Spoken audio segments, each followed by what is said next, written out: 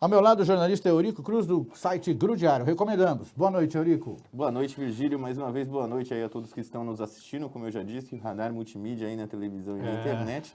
E hoje eu estou trazendo alguns destaques aqui, Virgílio. Mas antes de começar, eu gostaria de dar meus pêsames, meus sentimentos para a Diocese de Guarulhos, aqui para os familiares.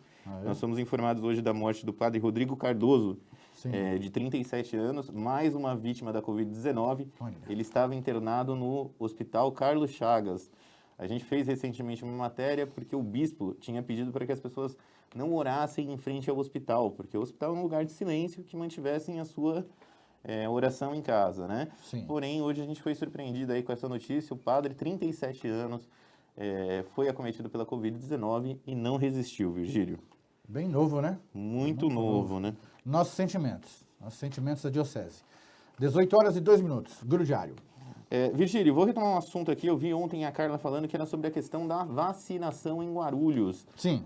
Muita gente em dúvida, porque foi liberado agora o cadastro para todo mundo a partir de 18 anos sem comorbidade. Sim. E mais o agendamento só está disponível para quem tem 50 anos, né? E o que acontece? Muitas das pessoas que entram para fazer o cadastro, elas falam assim, olha, não tem lá no cadastro para pessoas a partir de 50 anos sem comorbidades. A gente foi atrás dessa informação e levantamos que é o seguinte, quem está fazendo o cadastro agora, a partir de 18 anos, deve colocar simplesmente pessoas sem comorbidade, independente da idade. Por quê? Existe uma validação dentro do próprio site que quando você for agendar a vacina, se estiver no período que é compreendido sua idade, vamos dizer, alguém com 50, você vai conseguir agendar, beleza. Agora, alguém como eu, por exemplo, com 33, se eu for agendar, mesmo que eu tenha cadastro, o site vai emitir uma mensagem comum ali falando, olha, não está na hora de você se vacinar ainda, né? Então a coisa está confusa. Está faltando clareza. Faltou um pouquinho de clareza aí, acho que no começo das explicações, mas o sistema é esse, pessoas sem comorbidade. A partir de 18 anos, não importa a sua idade, sem comorbidade. Porque a gente teve tantas divisões, né, Virgílio? Você teve trabalhador de transporte, trabalhador de educação. Muitos grupos. Então, todo mundo imaginava que quando entrasse essa fase de pessoas sem comorbidades, de repente, você tivesse de que fazer um cadastro específico a partir de 50 anos, né? E olha, a instabilidade do site realmente nesses últimos dias, porque o prefeito, ele anunciou no domingo que pessoas a partir de 50 anos se vacinariam, né? Foi uma antecipação, porque a perspectiva era que começasse amanhã, na quarta-feira. Só que foi informado, muitas pessoas ficaram na dúvida, a gente teve muita gente perguntando, olha, vocês têm certeza dessa informação? Porque a gente não está conseguindo fazer o cadastro e tal. E, na verdade, era essa questão de informação mesmo, sabe? Pessoas sem comorbidades. Outra coisa que eu poderia dizer também, Virgílio, tem muitas pessoas que ficam na dúvida, às vezes você fez um primeiro cadastro, você fez o primeiro acesso lá e colocou que você pertencia a um grupo de comorbidade ou que você pertencia a um determinado grupo que não é o seu e você precisa fazer o cadastro. De acordo com a prefeitura, você tem que entrar na parte do primeiro acesso de novo e aí você vai refazer o seu cadastro. Em tese é isso, né? Sim. Bom, para mim ainda está confuso. Vamos tentar explicar para a população? Vamos. Então, 18 anos, a partir de 18 anos, sem comorbidade, qual o proceder? Vai direto na UBS para marcar? Não. O pessoal entra no site, faz o cadastro pelo site da prefeitura e se identifica no grupo como pessoa sem comorbidade. Sim, tá. E a mesma coisa a partir de 50 anos. A única diferença aí que confunde a galera é que quem não está no grupo, quem ainda não está na idade de 50 anos em diante sem comorbidade, não consegue fazer o cadastro. É um pouquinho confuso sim, viu, Virgílio? Tá confuso. E assim, tem gerado muitas dúvidas, né? Porque o pessoal entra no site, está muito sobrecarregado. A gente questionou a prefeitura, nos últimos 20 dias, foram mais de 116 mil pessoas, se eu não me engano, se cadastrando nesse site. Ontem mesmo, eu tentei, Virgílio, fazer o meu cadastro, não consegui por diversas vezes. Eu consegui hoje, na parte da tarde, terminar o cadastro, né? A gente fez até um vídeo, se você me permite falar, aqui no Grudiário, claro, ensinando passo a passo ali de quem quer fazer essa vacinação. A gente mostra lá tela a tela como que você faz o seu cadastro. E quem quiser, acessa lá, vai ter uma facilidade maior. A gente sabe que tem algumas pessoas que não lidam bem com essas questões de tecnologia, né? Principalmente mais idosos, mas a gente colocou lá um passo a passo para que vocês possam, para as pessoas entenderem como que foi. Mas a comunicação da prefeitura também fez esse passo a passo? Tem esses detalhes, esse detalhamento? A prefeitura divulgou ontem, o Virgínia, um vídeo no Facebook dela com esse passo a passo também, né? Mas até onde eu tinha visto não tinha tido um alcance tão grande ainda, né? Certo. E aí o pessoal continua em muitas dúvidas, né? Se você entrar no site, no Facebook da prefeitura agora, e você vê esses questionamentos, você vai ver que há muitas dúvidas referentes a essa questão do cadastramento para vacinação. Eu, particularmente, segunda-feira, eu tinha feito o cadastro da minha mãe já. Na segunda eu levei ela para vacinar, porque ela está nesse grupo a partir de 50 anos. E mesmo na fila lá, tinha muita gente confusa, falando, olha, eu tentei fazer o cadastro, não consegui, aí eu decidi vir aqui. Alguns conseguiram se vacinar, mas você vê ali, sim, que há uma confusão até mesmo por parte dos funcionários, Virgílio. Porque ao mesmo tempo que eu estava com uma pessoa na fila que estava lá esperando, que conversou com alguém lá que falou, não, você faz o cadastro aqui, dá para se vacinar. Tinha outra pessoa sendo quase dispensada porque não tinha feito cadastro, sabe? Então, tem que ter uma atenção maior nisso aí, né? Acho que está faltando organização e principalmente comunicação. Comunicação. Com a população. Com a população, correto. 18h07, qual outro destaque do Guru Diário? Olha, Virgílio, uma outra notícia que eu queria dizer, eu tenho uma matéria policial, mas eu vou deixar essa daqui para comentar num outro bloco. Sim, no segundo bloco. Hoje a gente teve uma inauguração de um ponto de ônibus ali, que foi uma medida mitigadora, que fica ali na Avenida Paulo Facchini, Sim. Com a Tiradentes, né? Aliás, o ponto é na Tiradentes, fica na esquina ali da Tiradentes com a Paulo Facchini, perto do McDonald's. Um ponto muito grande, muito bonito.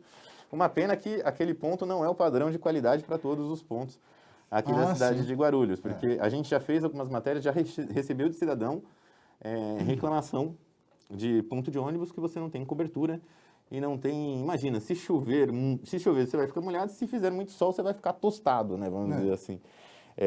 Mas queria relatar esse fato, é um ponto muito bonito, por sinal. A prefeitura vai ter que tomar cuidado, porque com certeza, principalmente agora nessa época de frio, é possível que pessoas em situação de vulnerabilidade utilizem aquele ponto como um abrigo também, né? Sim, porque é o seguinte, tem aqueles pontos que têm a cobertura, mas não protege contra a chuva. Não protegem. Né? Então, quer dizer, não tem sentido.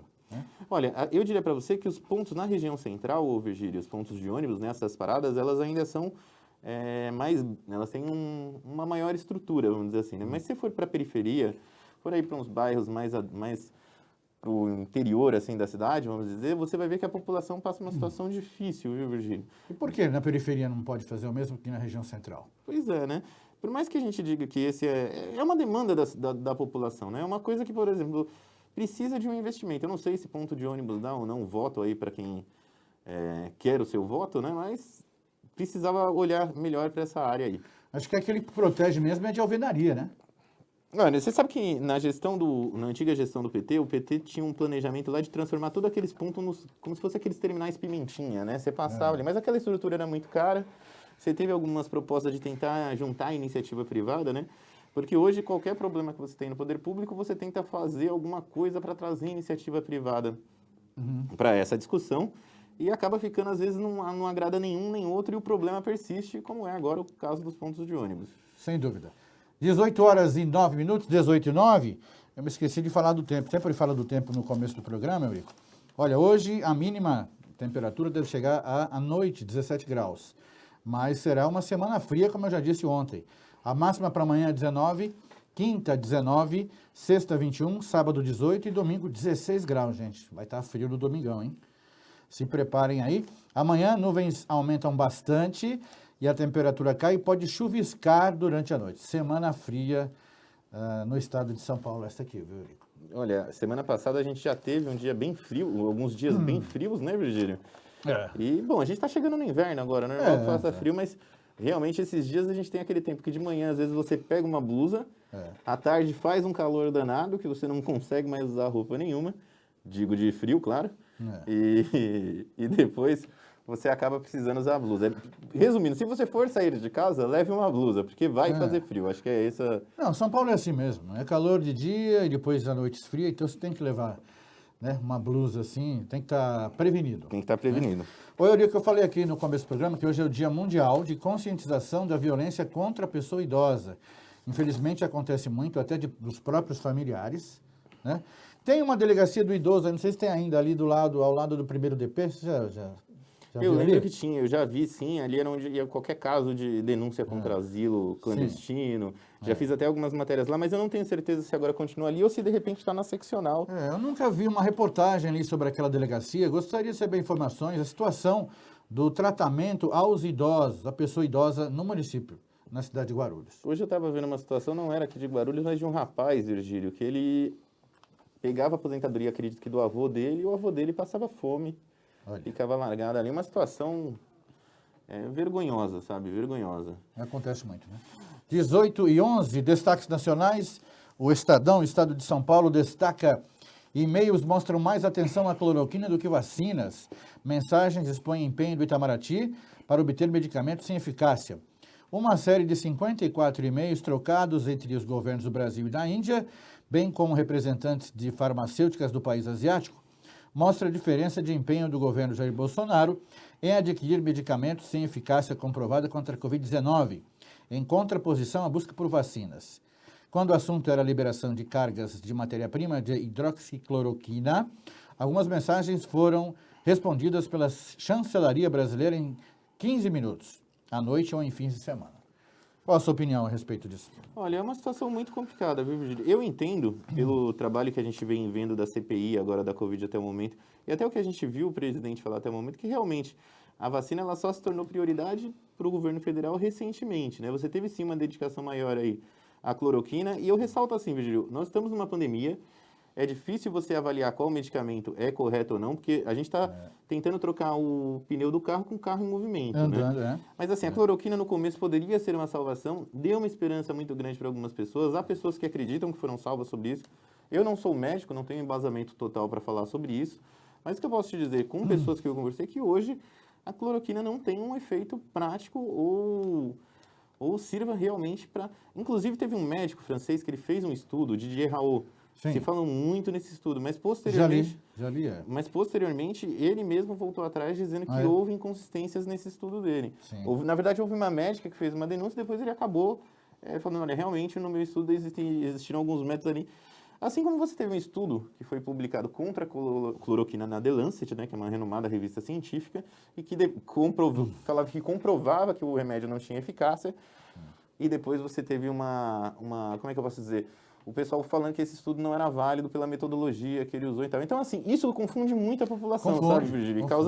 E abre espaço para que notícias falsas acabem ganhando uma maior adesão aí da população. Mas cloroquina, gente, pelo que a gente tem conversado com os médicos, não funciona, tá? Não adianta aí você achar que vai ser a salvação do mundo. 18h13, estudo prevê benefício de até R$ 250 a órfãos da Covid. No plano de reformulação do Bolsa Família, o governo estuda a criação de um benefício especial no programa para crianças e adolescentes que ficaram órfãos por causa da Covid-19.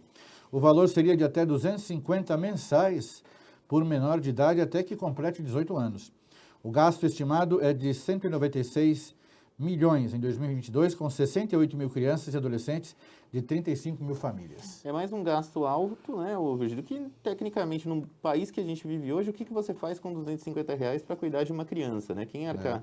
É um custo alto que custa no bolso de todo mundo, vai custar no seu, vai custar no meu, vai custar no bolso de todo mundo que paga imposto, mas é uma situação assim que não resolve, é paliativo porque você vai ter que dar educação, você tem que dar alimentação, você alimenta uma criança com R$ 250 por mês? Eu não sei. Não. Eu acredito que não, né? Você paga uma escola, você paga uma moradia, paga tudo isso. Difícil, né? Certo. Olha, um outro destaque aqui do Estadão. Deputado envia tratores à sua mãe e aliados em prefeituras.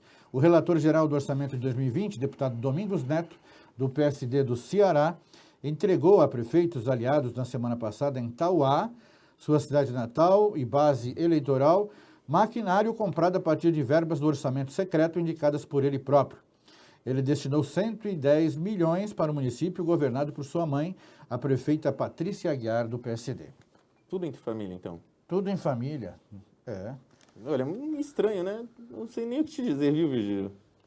É absurdo, né? É um absurdo, deixa a gente sem palavras, assim, né, cara? Poxa, primeiro porque é aquela coisa de favorecer quem está contigo e qual o benefício que isso trouxe para a população? Nenhum. 110 milhões para o município. 110 milhões. O que você pode fazer com 110 milhões? Né? Principalmente em municípios menores. Aqui em Guarulhos talvez nem tanta coisa, porque nós somos o maior município não capital, mas em outras cidades... Certo. Copa América, destaque esportivo, Eurico. Copa América no Brasil já registra 41 infectados. Delegações que estão no Brasil para a disputa da Copa América registraram 31 casos de Covid-19 e ainda há 10 prestadores de serviço infectados. O argentino Messi admite preocupação. Olha, é para se preocupar, mas eu garanto que eles têm uma tranquilidade muito maior aí do que quem pega o transporte público todo dia, né? Porque os caras estão fazendo teste antes de entrar em campo, isso. É lógico que eu particularmente, se me perguntar se é a favor da Copa América, não. mas também não posso ser hipócrita de dizer que outros campeonatos também estão em andamento aí no país, né? É verdade. Outros tem Campeonato Tem Brasileiro, Campeonato Brasileiro, né? tem a Libertadores, tem vários campeonatos aí. Eu vi um caso, Gi, você me permite uma curiosidade, teve Sim. um casal e o filho que vieram da Colômbia, achando que os jogos iriam ter público aqui no Brasil. Imagina, você vir Sério? de outro país, acho que foi matéria da Folha ou do Estadão isso, viu? Mas deram com a cara na água, não sei como é que se fala aí, mas não deu certo. É. E sobre a motociata, Eurico, olha, a oposição pede mobilização e minimiza a motociata. Organizadores da manifestação nacional contra Jair Bolsonaro, marcada para sábado 19, já vai ter outra sábado, descartam mudanças no planejamento como resposta ao ato de motociclistas a favor do presidente no dia 12 e rejeitam comparações. Partidos à esquerda e do centro, entidades sindicais e movimentos sociais buscam atrair um público maior e mais diverso ao protesto. Olha, eu sou contra as duas alas, viu?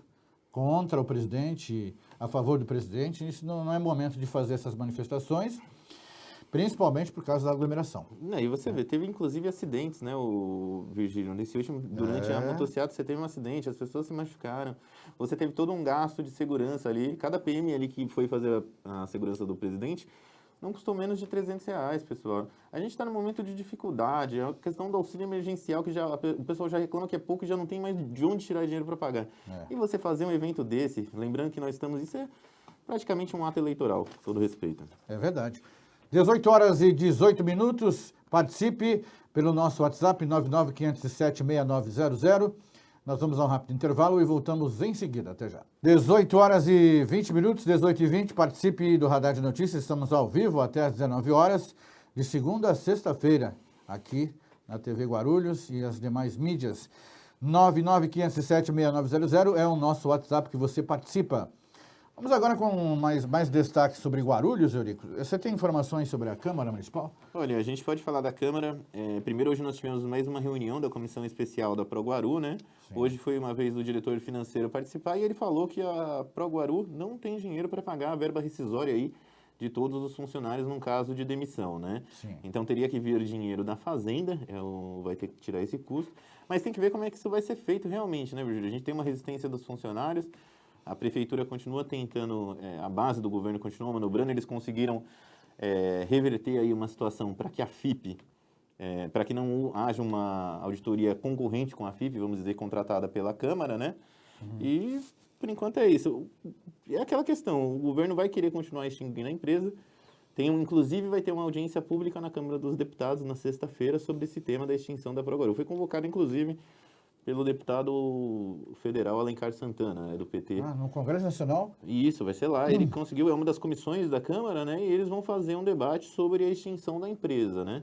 Claro que prefeito, secretários também foram convidados até a participar virtualmente, mas precisa ver como é que vai acontecer, se efetivamente vai acontecer alguma coisa nisso aí. Só para relembrar, qual aproximadamente a quantidade de funcionários? São 4.700 funcionários e a prefeitura alega que nos últimos 2 anos a empresa superou prejuízos de 200 milhões. Porém, a prefeitura fala que, saindo esse serviço, ela contrata ali empresas privadas para fazer esse serviço. É uma questão assim, uma vez eu estava conversando, Virgílio, com o Pedro Zanotti, presidente do STAP, e hoje, por exemplo, um dos diretores disse que a ProGuaru não tem uma quantidade de funcionários ideais para atender toda a cidade.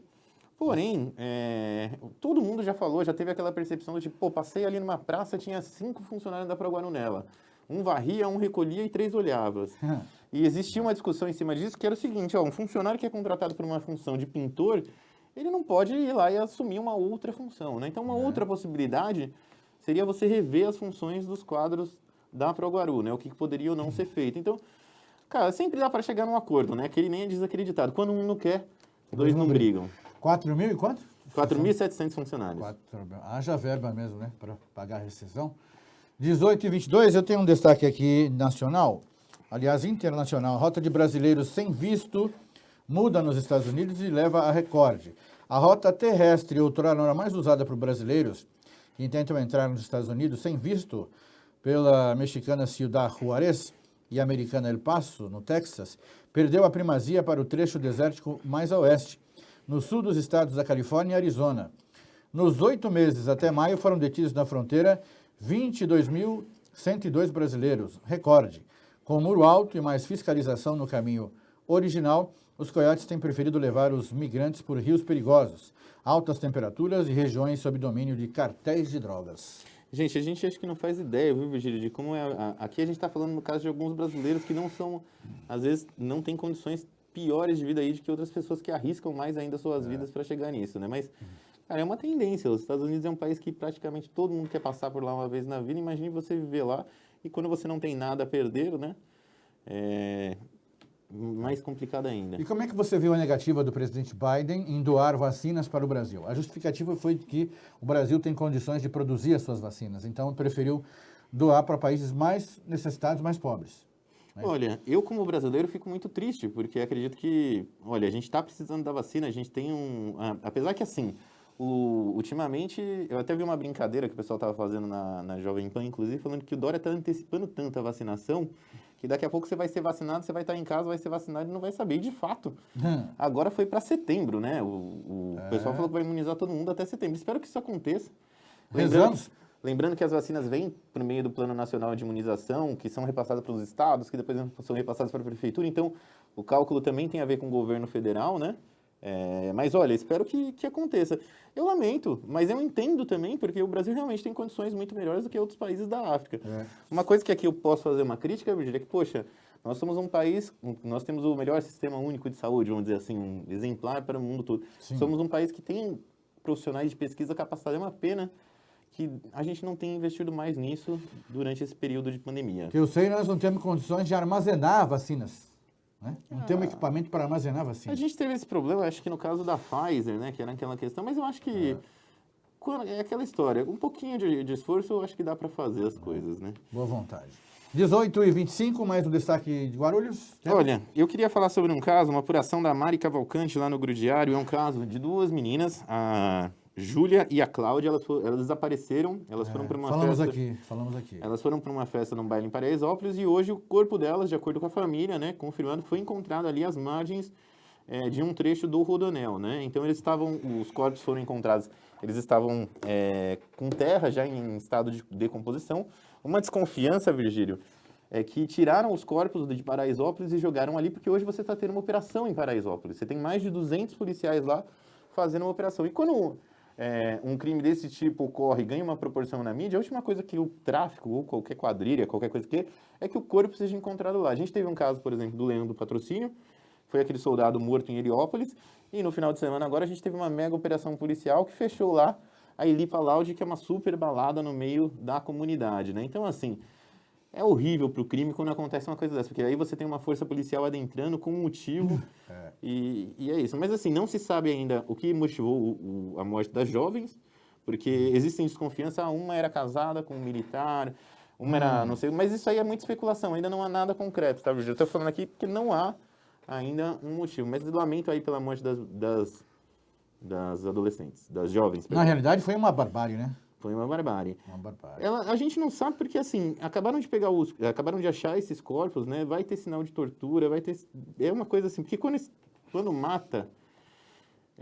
tirar uma vida de uma pessoa, independente de com tortura ou sem tortura, já é horrível, mas numa situação assim ainda, elas estavam na balada, não se sabe o que aconteceu, tinha uma outra amiga. Agora vai começar aquela fase, né, Virgílio? Ouvi a família dela é de Manaus, veio aqui para São Paulo para acompanhar o caso, elas moravam em Guarulhos, foram para a balada em Paraisópolis e depois de lá nunca mais foram vistas, né? Então, agora vai chegar o trabalho da Polícia Civil de investigar, de ouvir testemunhas, familiares, saber o que estava acontecendo, né? Ok. 18h27, mais um destaque sobre a cidade? Eu diria que amanhã nós temos sessões extraordinárias convocadas para amanhã para tratar sobre a extinção de alguns cargos comissionados, uma redução de cargos comissionados no gabinete de vereadores, né? A gente recebeu um e-mail aqui com a pauta, são 3 projetos que surgem de um acordo do atual presidente da Câmara, Martelo, com o Ministério Público, que já estava cobrando uma redução de cargos na Câmara Municipal. Não sei, eu não consegui ter tempo ainda de conversar com algumas fontes, Virgílio, quando eu estava vindo para cá, para entender qual que é o clima disso na Câmara, né? Porque no começo houve uma resistência, sempre que você fala, vai cortar cargo, o cara fala, vou ter menos estrutura para trabalhar, vou ter isso e aquilo, e acaba tendo uma resistência, né? Mas se não fizer, é possível que o Ministério Público faça isso ainda de uma maneira pior, né? Então, ao invés de cortar de 15 para 10, o Ministério, numa canetada ali, consegue cortar para 5, não sei. É verdade. 18h28, quer acrescentar mais alguma coisa? Obrigado pela presença. Deixa eu falar sobre o Grudiário, né? Fala sobre a estrutura do Grupo Diário, os profissionais que te acompanham no site. Olha, lá nós temos hoje na parte jornalística, sou eu, né? Eu sou um dos editores. Aí nós temos o Wellington Alves também, meu sócio e jornalista. E temos a Mari Cavalcante e o Rafael Pozzi, também jornalistas, que estão com a gente nessa jornada. O Pozzi é mais especialista ali na área de esportes, né? Mas também tem uma boa pegada para escrever sobre diversos temas. E a Mari Cavalcante, por sinal, é quem está cuidando das nossas matérias de polícia e trazendo muito conteúdo esses dias. Você deve ter visto também aquela situação do homem que foi executado lá na Vila Galvão. Sim. A gente continua acompanhando esse caso. Teve algumas notícias, a velocidade que a internet propaga informações, ela é horrível. Sim. Porque tinha gente já falando que ele era advogado criminalista, que ele foi morto porque algum bandido... A primeira informação que eu recebi é de que era um advogado. E não é, a gente teve acesso ao boletim de ocorrência, a Mari conseguiu pegar esse boletim, a gente deu uma olhada nas informações, o que consta, ele não tem grau superior, ele tinha uma empresa de TI que trabalhava com processamento de dados. Então, assim, ele tinha um padrão de vida, não tem muitas coisas no nome dele. No vídeo que circulou aí na internet, a gente até disponibilizou com a devida censura ali do momento do crime, né? Nas nossas matérias. Mas dá para ver que ele tinha um padrão de vida alto. Um bairro ali da Vila Galvão, perto da Parmalat, apesar da Parmalat ter aquela questão das drogas, né? De ser um lugar ali, mas a região onde ele morava era nobre, ele tinha uns Porsche. É um crime que precisa ser investigado a fundo, viu? Ele era corretor? Não, até onde a gente sabe, não. Até onde a gente sabe, a única informação é que ele tinha essa empresa de TI, né? A gente tá com uma dúvida, as coisas ainda estão muito nubladas nesse caso, viu, Virgílio? Mas uma coisa que eu diria assim, por exemplo, o nome do cara era só Marcos Paulo, ele não tinha outro sobrenome, o sobrenome dele era Paulo. No boletim de ocorrência, inclusive, o nome da mãe dele não lembro os dois primeiros nomes, Paulo, entendeu? Então o sobrenome dele era Paulo. Então é assim, é um cara muito fácil de você fazer confusão com qualquer outro negócio. Outra Você pessoa, está acompanhando? né? Vocês estão acompanhando? A gente está acompanhando. A gente sabe que a mulher dele deveria ter prestado depoimento na semana passada. Ela não foi, porque ela falou que estava cuidando de algumas questões do marido, né, da morte do marido.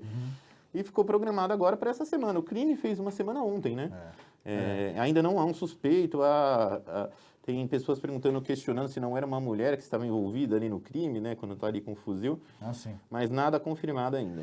Pois circulou aí o vídeo, né, da execução nas mídias sociais. Nós não mostramos aqui porque é bem forte, né? Bem forte. Mas ficou a dúvida se ele foi alvejado já fora, ali na calçada, ou se ele escorregou mesmo e levou os outros tiros. A ideia, pelo que a gente entendeu, ele tentou fugir ali quando a pessoa estava vindo, escorregou e caiu, né? Não foi alvejado antes. Não teria sido alvejado antes, teria sido alvejado quando ele caiu no chão. Mas eu não posso falar isso com certeza.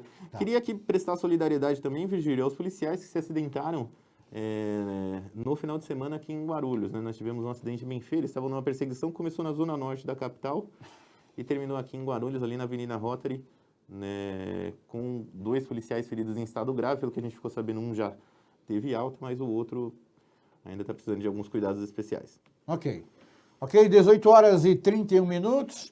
Vamos ao rápido intervalo. Você volta no último bloco? Não sei. Ok, 18h56, já estamos quase no final do programa. Mas vamos falar um pouquinho sobre o futebol da cidade com o Eurico, né? Tem uma informação importante aí, Eurico. O Cláudio Herrera aqui do Flamengo de Guarulhos está nos lembrando que há 13 anos o Flamengo conquistava pela 3ª vez o título do Paulistão, o seu primeiro da Série 3 em cima do São Bernardo Futebol Clube, no Ninho do Corvo. É verdade, eu tenho orgulho porque na época eu era o assessor de imprensa do Flamengo. Caramba, você tem história para contar então do Flamengo, hein, Virgílio? Fui o primeiro assessor de imprensa da Associação Atlética Flamengo. E o Flamengo empatou lá em São Bernardo 1-1 e aqui também 1-1, e o empate era do Flamengo, gol do Andrezão de falta. O Andrezão havia feito o pênalti do gol do Renato Peixe, né? Tem as informações aí? Isso aqui, ó, gol Renato Peixe aos 24 minutos e Andrezão aos 40 do primeiro tempo. Primeiro gol deve ser o quê? Do Renato Peixe, era do São Bernardo. Foi ele que fez o gol de pênalti, então. Então ele colocou ali, teve aquela emoção de, meu Deus, estamos perdendo o título. Ele fez o pênalti e ele fez o gol. E ele fez o gol. Perfeito. E aí depois o Andrezão aos 40 do primeiro tempo, 16 minutos depois. Então, o Andrezão cometeu o pênalti. Entendi. E depois ele fez o gol de falta. Ele teve a sua redenção ali, então. Teve a redenção. E é querido, é ídolo de toda a torcida flamenguista até hoje. Eu vou fazer essa notícia é de hoje mesmo, viu? Foi há 13 anos. Eles mandaram até algumas imagens aqui, ó. E tem novidades na área. Flamengo e Esportes. E-Sports que são aqueles... Parece que o Flamengo de Guarulhos vai ter um clube, um e-Sports, que são aqueles times de como é que eu posso dizer? De videogame mesmo, né? Quando você, por exemplo, Flamengo do League of Legends, o Flamengo do League... Deixa eu dar uma olhada aqui, Virgílio. Ó. Você já deve ter ouvido falar em esportes, né? Essa palavrinha tem sido muito usada para se referir a esportes eletrônicos. Então é com muita honra que o Flamengo anuncia hoje a parceria e a representação oficial do time no eSports da Trivolts eSports, um dos maiores e mais organizados times de PES do PlayStation 4 que temos no país. Então, o Flamengo de Guarulhos vai ter um time de eSports, de videogame. PES é um jogo de futebol para o PlayStation 4. Parabéns, Flamengo. Obrigado, Eurico, pela presença hoje no programa. Eu agradeço, Virgílio, sempre um prazer estar aqui com vocês. Pedir para as pessoas assistirem o Radar e acessarem também www.grudiario.com.br. Ok, um abraço a todos, ponto final, até amanhã às 18 horas.